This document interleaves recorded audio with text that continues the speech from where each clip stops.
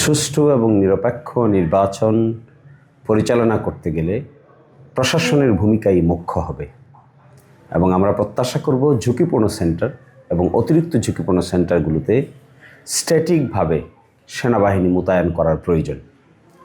আমরা দেখেছি বা শুনেছি যে সেনাবাহিনী টহল দিবে। টহল দেওয়াই যথেষ্ট নয়।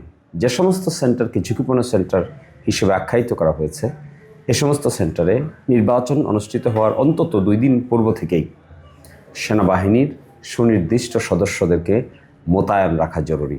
অন্যথায় নির্বাচনের যে পরিবেশ সেই পরিবেশ বিঘ্নিত হতে পারে। আমি প্রত্যাশা করব প্রশাসন এখন পর্যন্ত যে নিরপেক্ষতার কথা বলছেন সেটিকে বাস্তবে রূপান্তর করার জন্য নির্বাচনকালীন সময়ে নির্বাচনের দিন অতিরিক্ত সেনাবাহিনী মোতায়েন, পুলিশ মোতায়েন, সিসিটিভি ক্যামেরা এবং বডি ক্যামেরা ব্যবহার করলে অপেক্ষাকৃত স্বচ্ছ নির্বাচন সম্ভব হবে।